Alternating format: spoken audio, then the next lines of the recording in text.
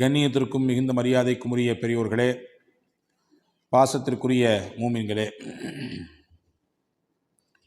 முஸ்லீம்களாக இருக்கக்கூடிய நாம் பொதுவாகவே நாம் சந்திக்கிற எல்லா விஷயங்களிலும் அல்லாஹுவின் அருளும் பரக்கத்தும் நிறைவாக வேண்டும் என்று விரும்புகிறோம். அது நமக்கு கைகூடுகிற பொழுது நமக்கு சந்தோஷமும் மகிழ்ச்சியும் ஏற்படுகிறது. அது கிடைக்கப்பெறாமல் ஒரு விதமான தேக்க நிலையில் நிற்கிற பொழுது நமக்கு வருத்தமும் ஏக்கமும் இருக்கிறது. பரக்கத்தான வாழ்க்கை வேண்டும், மன மகிழ்ச்சியான வாழ்க்கை வேண்டும் என்று எல்லோரும் ஆசைப்படுகிறோம். பரக்கத்தென்றால் வெறுமின்னை நாம் சம்பாதிக்கக்கூடிய பொருளாதாரத்தில் மட்டுமல்ல, நம்முடைய குடும்பத்தில், நம்முடைய பிள்ளைகளில், நாம் செய்யும் தொழிலில், நாம் ஈட்டும் வருமானத்தில், நம்முடைய ஆரோக்கியத்தில், நம்முடைய நிம்மதியில், இப்படி தொட்டு தொட்டு வாழ்க்கைக்கான எதுவெல்லாம் மூல ஆதாரமாக இருக்கிறதோ அத்துணையிலும் நமக்கு பரக்கத்து வேண்டும். இந்த பரக்கத்திற்கான வழியை குர்ஆனும் திருநபி ஸல்லல்லாஹு அலைஹி வஸல்லம் அன்னவர்களும் அற்புதமாக நமக்கு காண்பித்து தந்திருக்கிறார்கள். அல்லாஹ் அல் குர்ஆனிலே நபிகள் பெருமானார் ஸல்லல்லாஹு அலைஹி வஸல்லம் அன்னவர்களுடைய அந்த இஸ்ரா என்கின்ற பயணத்தை அறிமுகப்படுத்தும் பொழுதே சொன்னான், சுபஹானல்லதி அஸ்ரா பி அப்திஹி, இரவோடு இரவாக தன்னுடைய அடியாரை அல்லாஹ் அழைத்து சென்றான். மஸ்ஜிதுல் ஹராம் இலல் மஸ்ஜிதில் அக்ஸா, ஹரமிலிருந்து அக்ஸா பள்ளிவாசல் வரை, பாலஸ்தீனத்தில் இருக்கக்கூடிய பைத்துல் முகத்தஸ் வரை அழைத்து சென்றான். அவன் தூய்மையானவன் என்று சொல்லிவிட்டு பைத்துல் முகத்தஸிற்கு இருக்கக்கூடிய மிக முக்கியமான சிறப்பம்சத்தை அங்கே கோடிட்டு காட்டுகிறான். அல்லதி பாரக்னா ஹவுலா, பைத்துல் முகத்தஸ் என்கின்ற அந்த பள்ளிவாசல் எப்படிப்பட்டது என்றால் அதனை சுற்றியும் நாம் அல்லாஹ்வாகிய நாம் பரக்கத் செய்திருக்கிறோம்.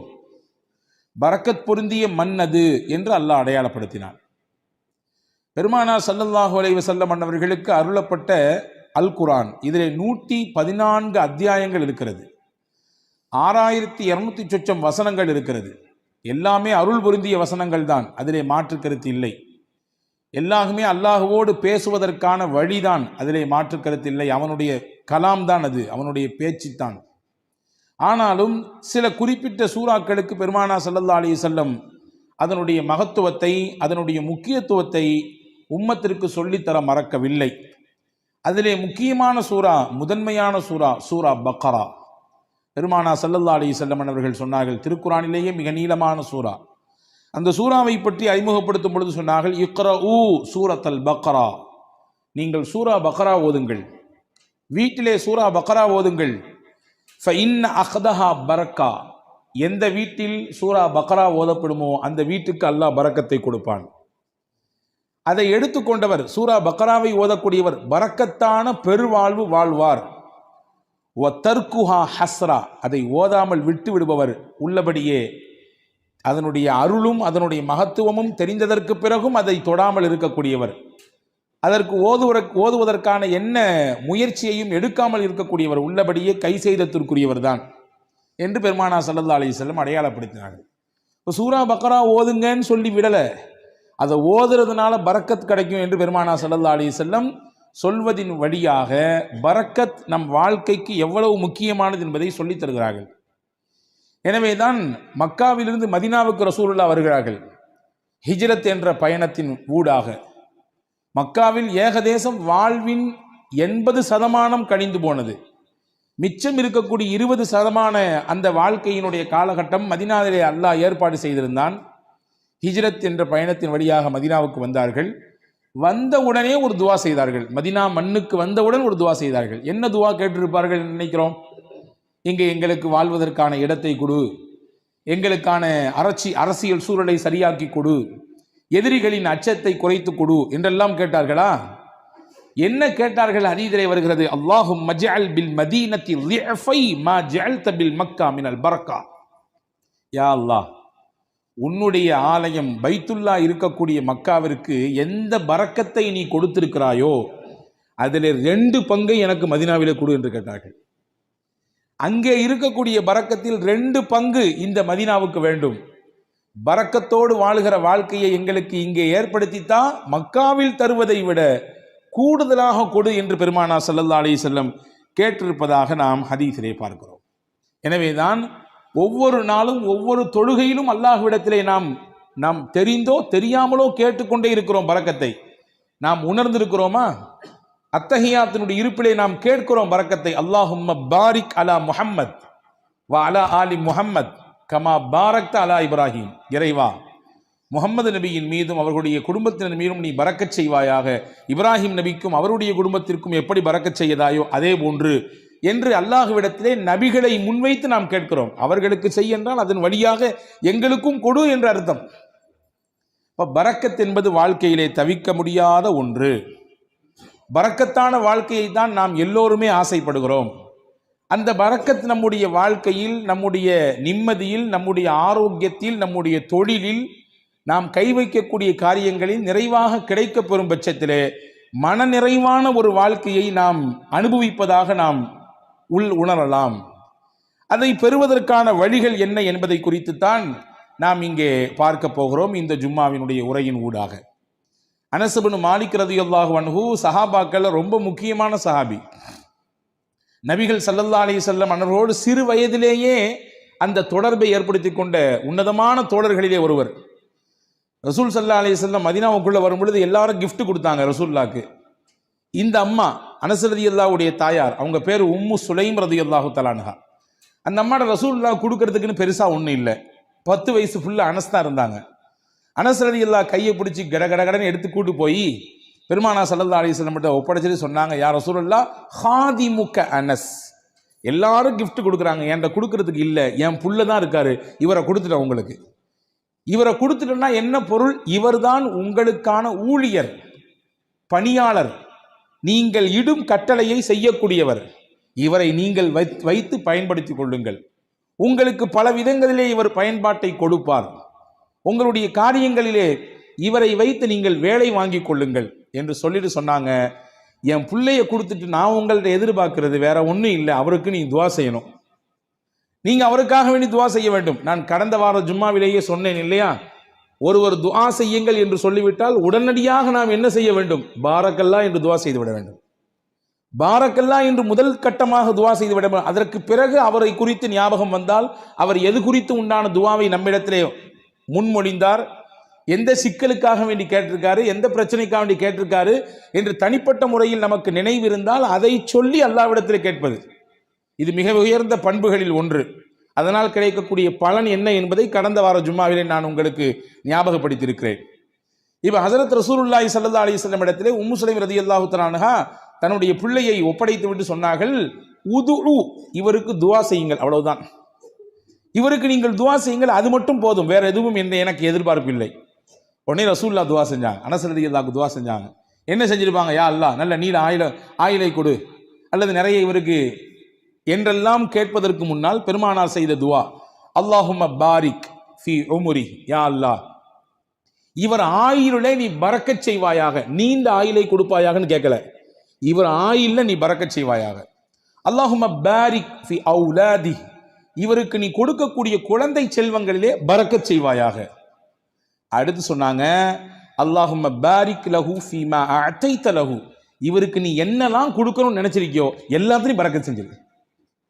இவர் ஆயில்ல பரக்கத் செஞ்சிரு, இவருடைய குழந்தை குட்டிகள்ல பரக்கத் செஞ்சிரு, நீ என்னெல்லாம் இவருக்கு கொடுக்கணும்னு நினைச்சிருக்கியோ எல்லாத்திலும் நீ பரக்கத் செய்துவிடு என்று பெருமானார் ஸல்லல்லாஹு அலைஹி வஸல்லம் அவர்கள் துஆ செய்ததாக நாம் ஹதீஸ்ல பார்க்கிறோம். நிறைய குடுன்னு கேட்கல, நீண்ட ஆயில நிறைய வயசு வாழணும் அப்படி கொடுன்னு ரசூலுல்லாஹ் கேட்கல, நீ கொடுப்பதில் நிறைந்த பரக்கத்தை கொடு என்று கேட்பதிலிருந்து நமக்கு புரிகிறது, வாழ்க்கையிலே நிறைய என்பதை விட பரக்கத்தான் முக்கியம்.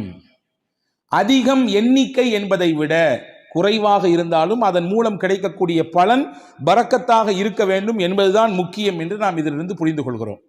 அந்த பரக்கத்தான வாழ்க்கையை பெறுவதற்கு ஒரு 8 அம்ச திட்டத்தை நான் இன்றைக்கு உங்களுக்கு நான் சொல்ல போகிறேன். 8 விதமான விஷயங்களை நாம் பின்பற்றுகிற பொழுது அல்லாஹுவின் பரக்கத்தை நம்மால் முழுமையாக அடைந்து கொள்ள முடியும்.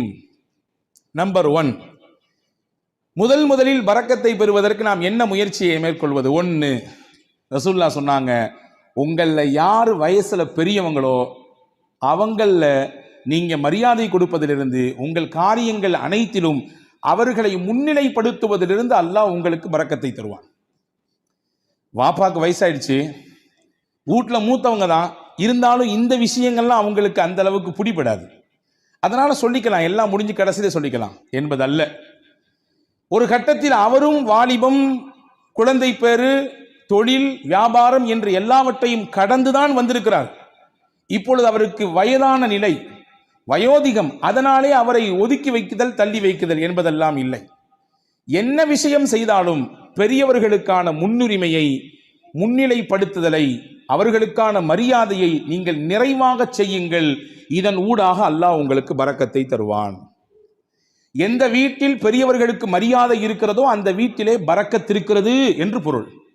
எந்த வீட்டில் பெரியவர்கள் உதாசீனம் செய்யப்படுகிறார்களோ, வயதிலே மூத்தவர்கள் வேண்டா வெறுப்பாலோ அவர்கள் பராமரிக்கப்படுகிறார்களோ, அவர்களின் பேச்சுக்கும் அவர்களுடைய ஆலோசனைக்கும் முன்னுரிமை கொடுக்கப்படாமல் தள்ளி வைக்கப்படுகிறார்களோ, புரிந்து கொள்ளுங்கள், அங்கே பரக்கத் எடுபடுகிறது என்று பொருள்.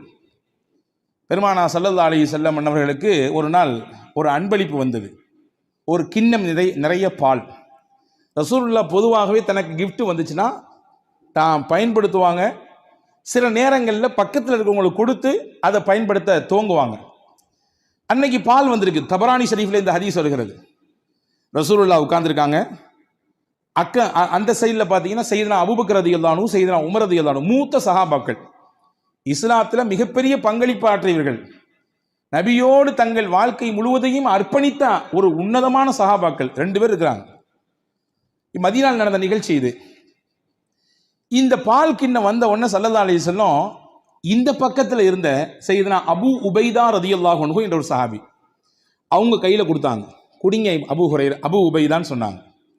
அபூ உபைதா ரலியல்லாஹு அன்ஹு கையில் பாலை வாங்கிட்டு ரசூலுல்லாஹையும் பார்க்குறாங்க, பக்கத்தில் இருக்கக்கூடிய அபூபக்கர் நாயகத்தையும் பார்க்குறாங்க, உமர் நாயகத்தையும் பார்க்குறாங்க. என்னடா இது, நபிக்கு ரொம்ப நெருக்கமானவங்க 2 பேரும் அங்கே இருக்க, நமக்கு ரசூலுல்லாஹ் கொடுக்குறாங்களே என்பதுதான் அவர்களின் பார்வையின் பொருள். பார்த்துட்டு ரசூலுல்லாஹ்ட்ட சொன்னாங்க, யா ரசூலல்லாஹ், அன்த அவுலா பிஹி மின்னி, இந்த பாலை முதலாக அருந்துவதற்கு என்னை விட நீங்கள் தான் தகுதியானவர்கள். ஏன்னா நான் சாதாரண அபூ உபைதா, நீங்க அல்லாஹ்வின் ரசூல் நீங்கள். எனவே நீங்கள் தான் இதை துவங்கி வைக்க வேண்டும். ரசூலுல்லாஹ் சொன்னாங்க, ஹுத் யா அபா உபைதா, எடுங்கள், குடியுங்கள் அப்படின்னு சொன்னாங்க. இப்போ 2ஆம் கட்டமா அபூபக்கர் நாயகத்தை பார்க்குறாங்க, உமர் நாயகத்தை பார்க்குறாங்க. பார்வையின் அர்த்தம் என்ன? என்னை விட இஸ்லாமிய வருகையில் முதன்மையானவர்களாச்சே இவர்கள் எல்லாம், பங்களிப்பு செய்வதிலே முக்கியமானவர்களாச்சே இவர்கள் எல்லாம், அவங்க குடிச்சா நல்லா இருக்குமே என்ற பெருந்தன்மையான மனதோடு சையதுனா அபூ உபைதா ரலியல்லாஹு பார்க்கும் பொழுது ரசூலுல்லாஹ் அப்பவும் சொன்னாங்க, அபூ உபைதா நீங்க தான் குடிக்கணும், குடிங்கன்னாங்க. சையதுனா அபூ உபைதா ரலியல்லாஹு அன்ஹு குடிக்க துவங்கும் நேரத்திலே கையில் பக்கத்தில், வாய்க்கு பக்கத்தில் பால் கிண்ணம் போய்விட்டது. ஆனாலும் அவர்கள் மனம் ஏதோ ஒரு விஷயத்திற்காக வேண்டி மறுக்கிறது. கீழே கொண்டு வந்து சொன்னாங்க, யா ரசூலுல்லாஹ் நீங்க குடிச்சிட்டு தந்தா நல்லா இருக்கும். 3வது தடவையாக பெருமானா ஸல்லல்லாஹு அலைஹி வஸல்லம் அபூ உபைதா ரலியல்லாஹு இடத்திலே சொன்னார்கள், இஷ்ரப், அபூ உபைதா நீங்கள் குடியுங்கள். ஃபைன்னல் பரக்கத்த மஅ அகாபிரினா, பரக்கத் என்பது நம்மிலே யார் வயதிலே பெரியவர்களாக இருக்கிறார்களோ அவர்களிடத்திலிருந்து தான் துவங்குகிறது. இங்கே இருக்கும் நபர்களிலேயே வயதால் பெரியவர் நீங்கள். என்னை விட, அபூபக்கர் ரலியல்லாஹு விட, உமர் ரலியல்லாஹை விட வயதால் மூத்தவர்கள் நீங்கள் குடிக்க வேண்டும். அங்கிருந்து பரக்கத் கிடைக்க வேண்டும். ஃபமல்லம் யர்ஹம் சகீரனா வலம் யுஜல்ல கபீரனா ஃபலைஸ மின்னா, நம்மிலே சிறியவர்கள் மீது இரக்கம் காட்டாதவர்கள், பெரியவர்களுக்கான மூத்தவர்களுக்கான கண்ணியத்தை தராதவர்கள் நம் வழியை சார்ந்தவர்கள் இல்லை என்று பெருமானா ஸல்லல்லாஹு அலைஹி வஸல்லம் வார்த்தையோடு சொல்லி முடிக்காமல் அதை செயல்படுத்தியும் காண்பித்தார்கள். பரக்கத் எங்கிருந்து துவங்குகிறது? எந்த இடத்தில் மூத்தவர்களுக்கான மரியாதை இருக்குமோ, கண்ணியம் இருக்குமோ, அவர்களுடைய சொல்லுக்கான மிகச்சிறந்த அந்த புரிதலோடு அதை எதிர்கொள்ளக்கூடிய பக்குவம் இருக்குமோ, அங்கே பரக்கத்தும் இருக்கும். இதுக்கு நேர்மாறாக பெரியவர்கள் உதாசீனப்படுத்தப்படுவதும், அவர்களுடைய கண்ணியம் சீர்குலைக்கப்படுவதும், வேண்டா வெறுப்போடு அவர்களை அரவணைப்பதும் பராமரிப்பதும், அவர்களுடைய வார்த்தைகள் தூக்கி வீசப்படுகிற நிலையிலே வைக்கப்படுவதும் பரக்கத்தை எடுப்பதற்கான வழி என்று மார்க்கம் நமக்கு கற்றுத்தருகிறது. அப்ப முதல் விஷயம், 8 விஷயத்துல முதல் விஷயம், பரக்கத்தான பெருவாழ்வு வாழ்வதற்கு மூத்தவர்களின் அந்த கண்ணியம் காக்கப்பட வேண்டும். 2வது, உறவுகளும் சொந்தங்களும் அரவணைக்கப்பட வேண்டும். அதிலே பரக்கத் இருக்கிறது. உறவுகளையும் சொந்தங்களையும் அரவணைத்து வாழ்தல் தான் நமக்கு இஸ்லாம் காட்டி தந்திருக்கிற அற்புத வழி. பல நேரங்களிலே அதிலே பல பெருத்த சிக்கல்கள் இருக்கத்தான் செய்யும், சிக்கல் இல்லாமல் இல்லை. உறவுகளை திருப்திப்படுத்தி நிம்மதியோடு இணைந்து வாழ்வதிலே பல சிக்கல்கள் இருக்கத்தான் செய்கிறது, அதிலே மாற்று கருத்து இல்லை. ஆனாலும் அந்த சிக்கலையும் எதிர்கொண்டு விவகாரங்கள் ஏற்படுகிற பொழுது அதையும் மிகச்சரியாக கையாண்டு உறவை தன் கையிலிருந்து நழுவ விடாமல் பாதுகாத்து யார் இணைத்துக் கொள்கிறாரோ பெருமானார் சொன்னார்கள், பரக்கத்தான வாழ்க்கை அல்லாஹ் அவருக்கு கொடுப்பான். ரசூலுல்லாஹ்வுடைய ஹதீஸ் வந்திருக்கிறது. அனஸ் பின் மாலிக் ரலியல்லாஹு அறிவிக்கிறார்கள், மன் ஹப்ப அன் யுபஸத லஹு ஃபீ ரிஸ்கி, அல்லாஹ் இவருக்கு தரக்கூடிய ரிஸ்கிலே யாருக்கு நல்ல விசாலம் கிடைக்க வேண்டும் என்று ஆசைப்படுகிறாரோ, விசாலமான ரிஸ்க், அதாவது பரக்கத்தான ரிஸ்க் கிடைக்கும் யார் ஆசைப்படுறாரோ, நீண்ட ஆயுள் கிடைக்க வேண்டும் என்று யார் விருப்பப்படுகிறார்களோ, ஃபல் யஸில் ரஹ்மா, தன் சொந்தங்களையும் உறவுகளையும் அவர் அரவணைத்துக் கொள்ளட்டும், அதன் வழியாக அல்லாஹ் பரக்கத்தை தருவான். அப்ப இதுக்கு நேர் ஆப்போசிட் என்ன? உறவுகளும் சொந்தங்களும் யாருடைய மனதிலே ஒரு பெரிய விஷயமாகவே இல்லை. நான் நன்றாக இருக்கிறேன், என் குடும்பம், என் மனைவி, என் பிள்ளைகள் எல்லாம் சிறப்பா இருக்கிறோம், அண்ணன் எப்படி போனால் நமக்கு என்ன, மாமா எப்படி போனால் நமக்கு என்ன, உறவுகள் எப்படி போனால் நமக்கு என்ன என்கின்ற உணர்வு எங்கே வருகிறதோ அங்கே பரக்கத்தை எல்லாம் எடுத்து விடுவான். உங்களுக்கு ஒன்று தெரியுமா? 2 நபிமார்கள் சேர்ந்து துவா செய்தார்கள். ஒன்று மூசா அலைஹிஸ்ஸலாம், இன்னொன்று அவர்களுடைய சகோதரர் ஹாரூன் அலைஹிஸ்ஸலாம். யாருக்கு எதிராக துவா செஞ்சாங்க தெரியுமா? ஃபிரௌன் என்கின்ற சர்வாதிகாரிக்கு எதிராக துவா செஞ்சாங்க. உச்சபட்சமான சர்வாதிகாரத்தினுடைய உச்சாணி கொம்பில் இருந்து ஆட்டம் போட்டவன், ஆடியவன் ஃபிரௌன்.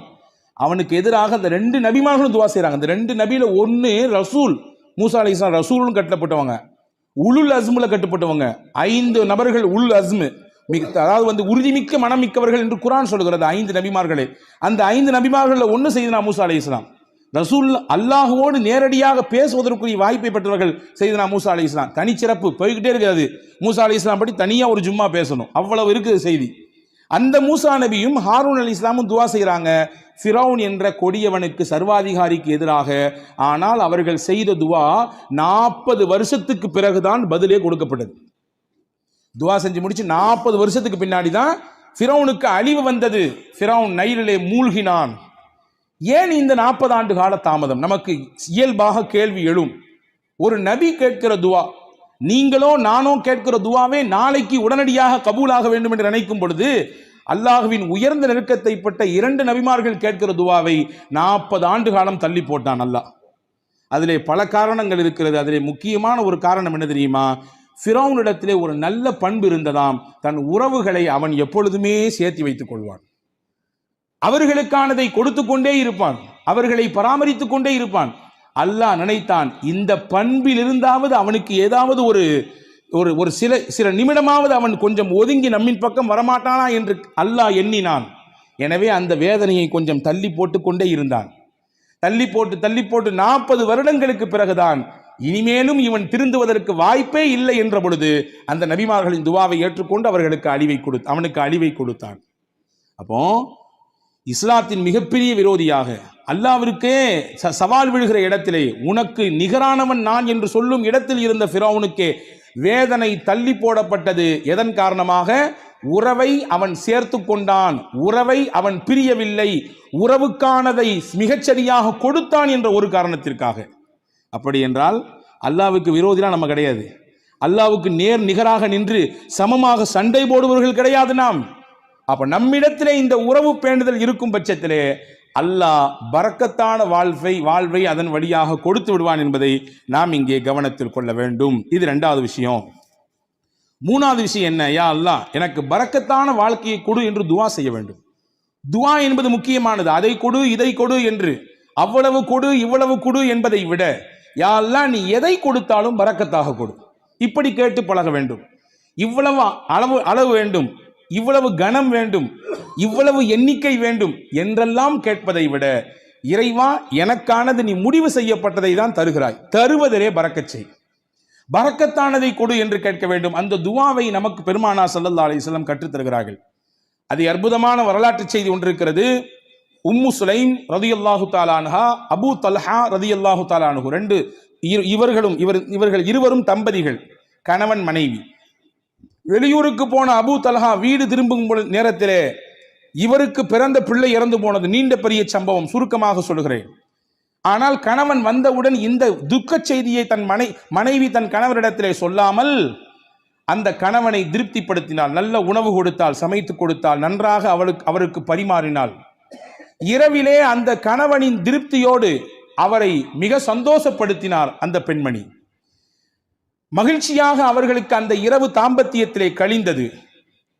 அந்த நிலை முடிந்ததற்கு பிறகு அபூ தல்ஹா ரலியல்லாஹு இடத்திலே உம்மு சலமா ரலியல்லாஹு சொன்னாங்க, உங்களிடத்திலே யாராவது ஒருவர் ஒரு அமானிதம் கொடுத்து வைத்தார், கொடுத்தவர் வந்து திரும்பி கேட்டார்னா நீங்க கொடுப்பீங்களா மாட்டீங்களான்னு கேட்டாங்க.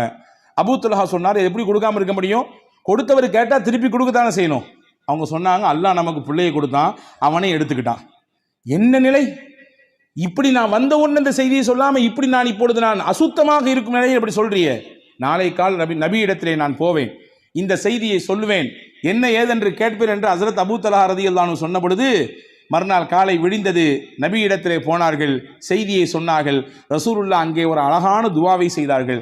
நேற்றிரவு நீங்கள் இருவரும் ஒன்று கூடினீர்கள், தாம்பத்திய உறவை வைத்துக் கொண்டீர்கள். அல்லாஹும்ம பாரிக் லஹுமா லகுமா ஃபீ காபிரி லைலத்திகுமா, நேற்றிரவு நீங்கள் கூடிய கூடுதலிலே அல்லாஹ் பரக்கத் செய்வானாக, உங்களுக்கு மிகச்சிறந்த பகரத்தை தருவானாக.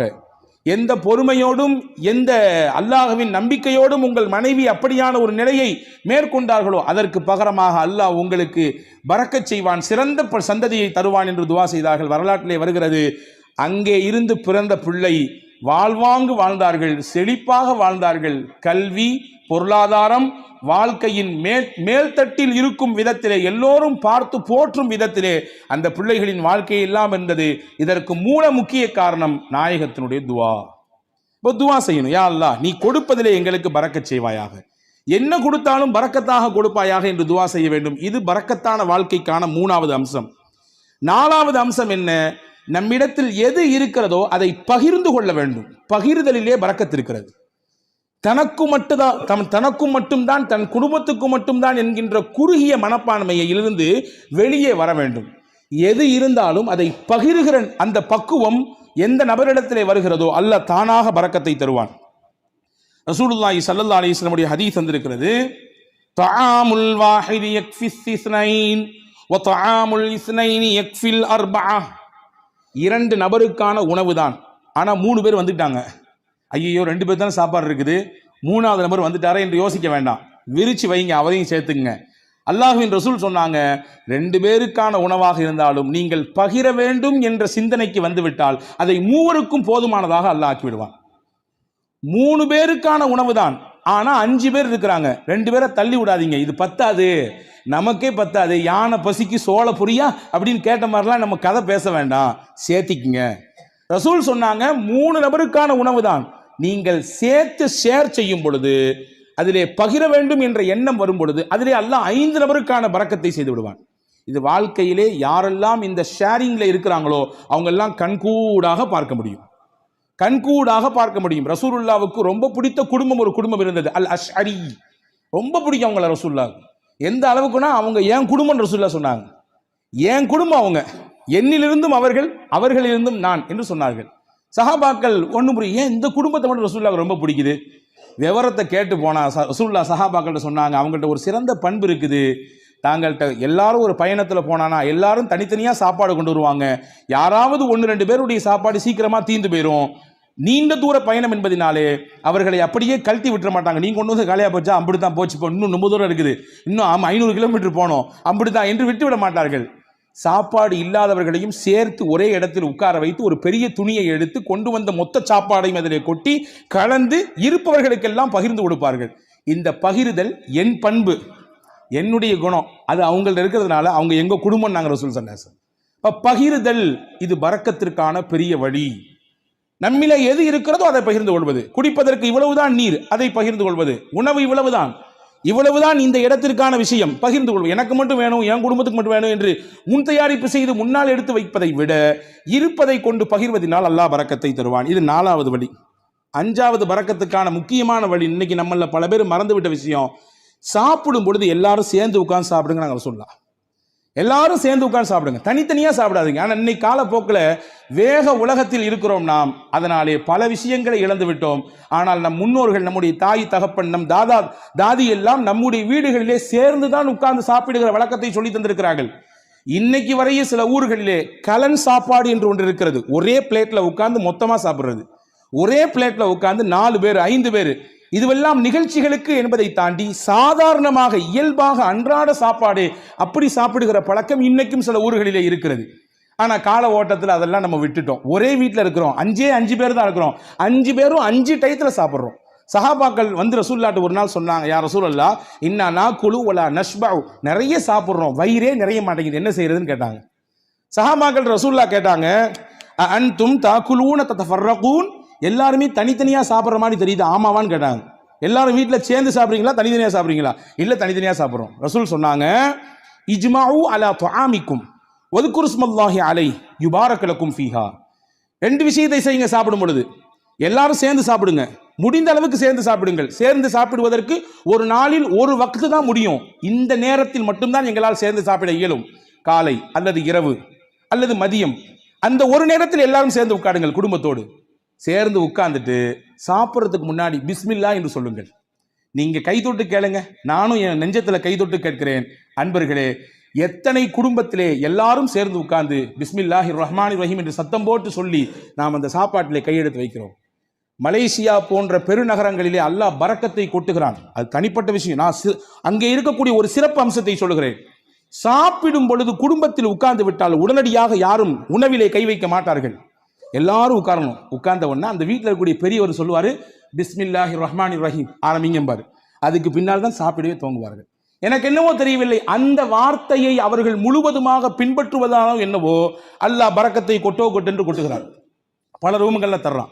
எனவே உணவின் சமயத்திலே நாம் சேர்ந்து சாப்பிடுவது பரக்கத்திற்கான முக்கியமான வழி. இது 5வது விஷயம். 6வது விஷயம் என்ன? ரசூலுல்லாஹ் சொன்னாங்க, உங்க வீட்டுக்குள்ள போகும்போது சலாம் சொல்லிட்டு போங்க, சலாம் சொல்லிட்டு வெளியே வாங்க, இது பரக்கத்தை உங்க வீட்டுக்கு தரும் நாங்க ரசூலுல்லாஹ். ஹஜ்ரத் ரசூலுல்லாஹ் சொன்னாங்க, 3 விஷயம் அல்லாஹ்வுடைய பொறுப்பு, அல்லாஹ்வுடைய கண்ட்ரோல்ல வந்துருது. அதிலே 1, மன் தஹல பைத்தஹு வஸல்லம ஃபஹுவ லாமினுன் அலல்லாஹ், யார் வீட்டுக்கு நுழையும் பொழுது சலாம் சொல்லிட்டு போறாரோ அவர் அல்லாஹ்வுடைய கஸ்டடியில வந்துடுறாரு, அல்லாஹ்வுடைய நேரடி பார்வையில வந்துடுறாரு, அவருக்கானதை அல்லாஹ் கொடுத்து விடுவான். ஹதீஸ்ல இப்படி ஒரு வார்த்தை வருது, இன் ஆஷ ருஸிக வ குஃபிய, அவர் வாழ்ந்தால் மனநிறைவான வாழ்க்கையை வாழ்வார். வ இன் மாத்த அதுஹலஹுல் ஜன்னா, இதை அப்படி கண்டினியூவா ஃபாலோ பண்ணாருன்னு சொன்னா 3 விஷயம் சொன்னாங்க. அந்த 3ல ஒன்று தான் நான் சொல்லியிருக்கேன், 2 தேவைப்படுறவங்க தனியாக வந்து கேளுங்க. அந்த 3ல் 3 விஷயத்தை யார் பின்பற்றுகிறாரோ வாழ்ந்தால் போதுமான வாழ்க்கையை அல்லாஹ் அவருக்கு தருவான். 2வது, அவர் மௌத்தாகி விட்டால் அல்லாஹ் நேரடியாக சொர்க்கத்தை கொடுப்பான். அதுல 1 தான் வீட்டுக்கு போகும்போது சலாம் சொல்லிட்டு போறது. உங்க வீட்டுக்கு அல்லாஹ் பரக்கத்தை தருவான், பரக்கத்தான வாழ்க்கையை உங்களால் வாழ முடியும் என்பதை ரசூலுல்லாஹ் சொன்னார்கள். இது 6வது விஷயம். 7வது விஷயம் என்ன? அல்லாஹ் எதை நமக்கு அளந்திருக்கிறானோ அல்ஹம்துலில்லாஹ், போதும் என்ற மனமே பொன் செய்யும் மருந்து நான் தமிழ்ல இல்லையா, இன்னைக்கு அதுதான் நம்மள்ட்ட இல்லை. இருக்கு, வேணும் வேணும் வேணும். எப்ப வரையும் வேணும்? மௌத்த சந்திக்கிற வரையும், இஸ்ராயில பார்க்கிற வரையும் வேணும், அந்த நிமிஷம் வரையும் வேணும். அன்பர்களே, எது கிடைக்கிறதோ அது குறைவோ அதிகமோ அல்ஹம்துலில்லாஹ் என்று சொல்ல பழக வேண்டும். அப்படியான பழக்கம் இருக்கிறது. நீங்கள் சொல்லும் வார்த்தை அது அல்லாஹ்விற்கு பிடித்து போனால் அல்லாஹ் அதிலே பரக்கத் செய்து விடுவான். எப்படிங்க இருக்கிறீங்க? நீ யார்ட்டையா கேளுங்க, என்னத்தை போகுது, மூட்டி வலி, முதுகு வலி, அங்கிட்டு வலி, இங்கிட்டு வலி, மருத்துவ செலவு, அப்படி இப்படி ஒரு பெரிய லிஸ்ட். நல்லா இருக்கிறன்றதுக்கு நிறைய பாயிண்ட்ஸ் இருக்கும், அதை நம்மள பல பேர் சொல்றதே இல்லை. ஆனா அல்லாஹ்வின் ரசூல் சொன்னாங்க, உங்களுக்கு அல்லாஹ் என்ன கொடுத்திருக்கானோ அதுல எது நலவு இருக்கிறதோ அதை நீங்கள் சொல்லி பழகுங்கள், அல்ஹம்துலில்லாஹ் என்று சொல்லுங்கள், அல்லாஹ் பரக்கத்தை தருவான். அப்போ போதும் என்கின்ற மனம், இது பரக்கத்தை பெற்று தருவதற்கான 7வது வழி. 8வது முக்கியமான வழி, பயபக்தி மிக்க வாழ்க்கையை நாம் வாழ்வதற்கு பழகி கொள்ள வேண்டும். தக்குவா மிக்க வாழ்க்கையை நம்முடைய தொழிலில், நாம் சந்திக்கும் நபர்களில், நாம் பேசும் பேச்சில், நாம் பார்க்கும் பார்வையில், நாம் நடக்கும் நடையில், உடையில், பாவனையில், அனைத்திலும் அல்லாஹ் ஒருத்தன் நம்மளை பார்த்துக்கிட்டு இருக்கான்னு சிந்தனையில் வாழணும். அந்த சிந்தனை நம்மள பல பேருக்கு பல சமயங்களில் போறதுனால தான் பாவத்தில் போய் விழுந்துடுறோம். ரசூல் சொன்னாங்க, யாருக்கு இந்த தக்குவா மிக்க வாழ்க்கையை வாழ வேண்டும் என்ற பிரியம் வந்து விடுகிறதோ, பரக்காத்தின் மின சமாஇ வல் அர்த், வான பூமியில் என்ன பரக்கத்து இருக்கோ எல்லாத்தையும் அல்லாஹ் கொண்டு வந்து கொட்டிடுவான். வான பூமியில் என்னென்ன பரக்கத்துகள் எல்லாம் உண்டோ மொத்தத்தையும் கொண்டு வந்து அவர்களின் காலுக்கு கீழே கொட்டி விடுவான் என்று பெருமானார் ஸல்லல்லாஹு அலைஹி வஸல்லமுக்கு அல்லாஹ் சொன்னான். அப்போ இந்த 8 காரியங்களும் பரக்கத்தான செழிப்பான வாழ்க்கையை வாழ்வதற்கான வழிகள் என்று மார்க்கம் அழகாக கற்றுத்தருகிறது. வல்ல அல்லாஹ் அப்படிப்பட்ட மிகச்சிறந்த புரிதல் மிக்க வாழ்க்கையை வாழுகிற தௌஃபீகை அல்லாஹ் உங்களுக்கும் எனக்கும் எல்லா மக்களுக்கும் தந்தல் புரிவானாக. அல்லாஹ் எதை நமக்கு தருகிறானோ அதில் நிறைந்த பரக்கத்தையும் அருளையும் தருவானாக. என்னென்ன நெருக்கடிகள் எல்லாம் நம் வாழ்க்கையிலே நமக்கு உண்டோ அத்துணை நெருக்கடிகளையும் அல்லாஹ் நீக்கி தருவானாக. நம்முடைய வாழ்வை அல்லாஹ் வசந்தமாக ஆக்கி தருவானாக.